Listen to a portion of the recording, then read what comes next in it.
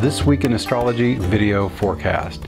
This is episode number 47 for the second half of June 2015. Thanks so much for joining me. I'm Benjamin Bernstein of astroshaman.com, coming to you from Asheville, North Carolina. I'm an astrologer, shamanic healer, and awakening activator, and it's my pleasure to bring you these astrology forecasts twice a month. What's new during this half month? Feminine power can flow easily and smoothly under an asteroid goddess grand trine, one of our skylights for the second half of June. Other notable events include a Gemini new moon and the summer solstice. A Saturn-Pluto semi-square challenges existing structures, while a Jupiter-Uranus trine might bring unexpected luck. What's old as we move into this period? We've got a waning moon and several retrograde planets, including Saturn through August 2nd, Pallas Athena through August 3rd, Ceres through September 14th, Pluto through September 25th, and Neptune through November 18th. So now, let's move on to our individual days.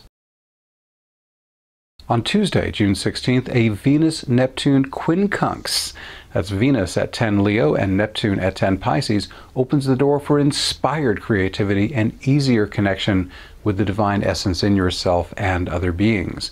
But some adjustments may be required, such as focusing your attention on these matters in the first place.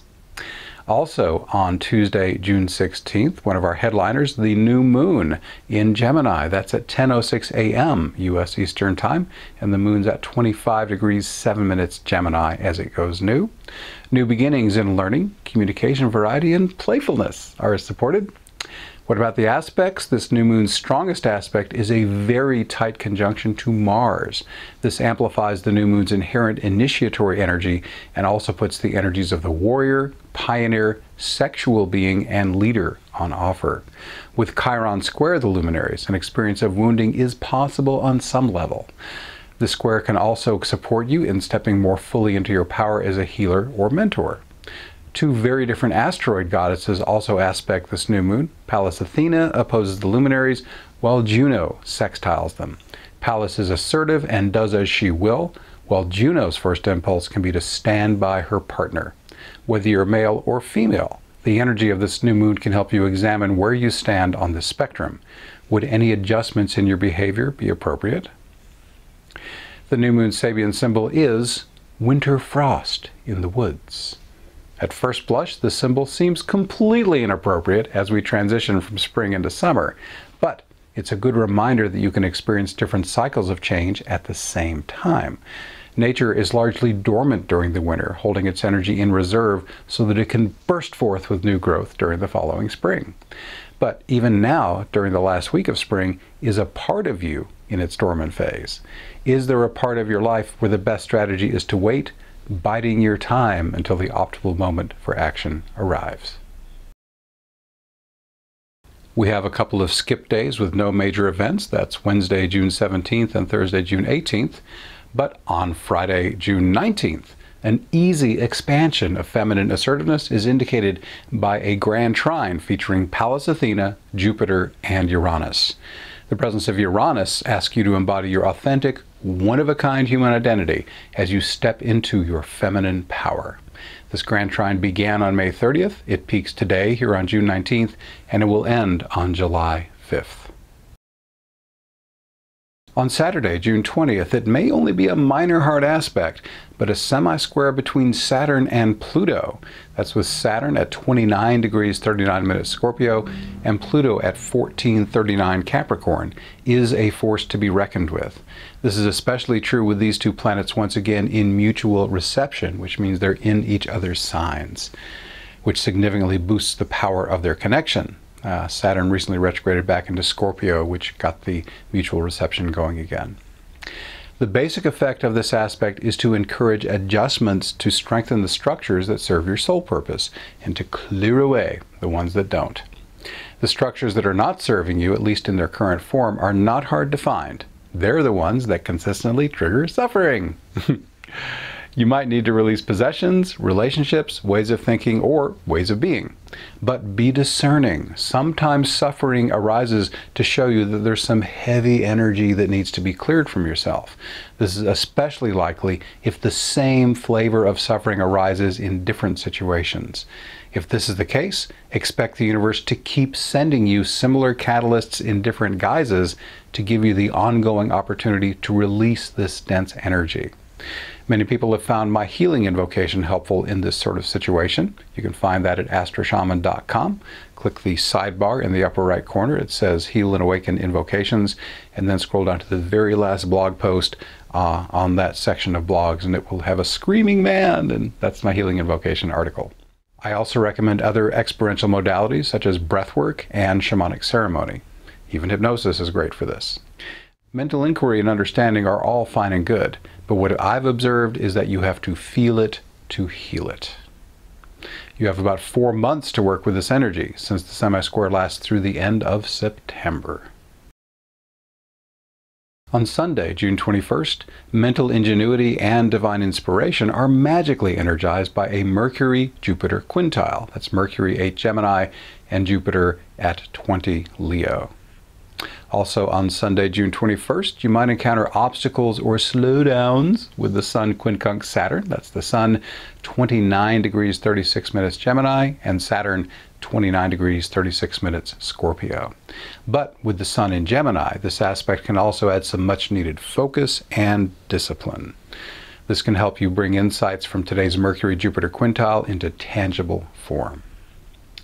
And we have still more happening on Sunday, June 21st. The summer solstice arrives as the Sun enters Cancer on June 21st. Again, that's today, at 12:38 p.m. U.S. Eastern Time. The longest day of the year, at least in the Northern Hemisphere, ushers in the energies of family, nurturing, security, and home. And we still have more here on June 21st. Adjustment and transformation are routine experiences for those who are consciously working on themselves. That's why you should welcome today's Venus-Pluto quincunx. Venus, 15 Leo, Pluto, 15 Capricorn. It can help you take your relationships, creativity, and finances to the next level. And with artistic Venus and Leo, it can also help you step more powerfully into the spotlight as a leader or performer. On Monday, June 22nd, a Jupiter-Uranus trine, that's Jupiter 20 Leo and Uranus 20 Aries, is great for taking unconventional approaches to philosophy and religion, or for taking the road less traveled when visiting foreign countries. Intuitive flashes can pop in more frequently, and the desire to act in the world as your authentic self can bring unexpected luck. This trine is exact today, but is in effect for nearly 7 months. It started on January 12th, peaks today here on June 22nd, and ends on August 4th. On Tuesday, June 23rd, the potentially brain-fogging effects of a Mercury-Neptune square, and that's with Mercury 10 Gemini, Neptune 10 Pisces, can make it harder to think in a straight line. But it's also a great opportunity to give cogitation a rest and call in guidance from your inner wisdom. This aspect can also inspire creative writing and original thinking. Also, on Tuesday, June 23rd, if not managed well, a Mars-Saturn quincunx, that's with Mars 29 degrees 28 minutes Gemini, Saturn 29-28 Scorpio, can result in false starts, start-stop progress, and a general sense of driving with the parking brake on. But if you make appropriate adjustments, this aspect can provide Energizer Bunny productivity and energized, disciplined thinking. We have more on Tuesday, June 23rd. Inspiration and intuitive flashes come easier under a Sun-Uranus quintile. Sun, 2 degrees Cancer, Uranus, 20 degrees Aries. With the Sun in Cancer, these insights may relate to family, security, or nurturing. On Wednesday, June 24th, Chiron is retrograde today through November 28th. He backpedals about 5 degrees within Pisces, from 21 degrees 33 minutes to 16 degrees 56 minutes. Take some time during this 5-month period to reflect on wounds, healing, and mentoring. These 3 themes will be most accentuated now in your sensitive natal points between 18 degrees and 25 degrees in the mutable signs: Gemini, Virgo, Sagittarius, and Pisces. This is because transiting planets are at their most powerful when stationing, which means they are changing directions. Also on Wednesday, June 24th, Mars transits Cancer today through August 8th. Highlighted themes include assertive nurturing, heart-centered sexuality, and acting as a pioneer within your family structure. We have a couple more skip days, no major events on Thursday, June 25th or Friday, June 26th. On Saturday, June 27th, you can be more inspired than ever to act on your intuitive flashes with Mars quintile Uranus. Mars, 2 degrees Cancer, Uranus, 20 degrees Aries. This aspect can also help you gain new vision as a leader and spice up your sex life.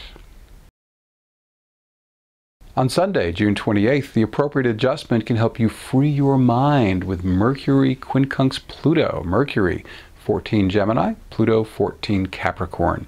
This aspect can also help you brainstorm deeply and boldly contemplate taboo subjects.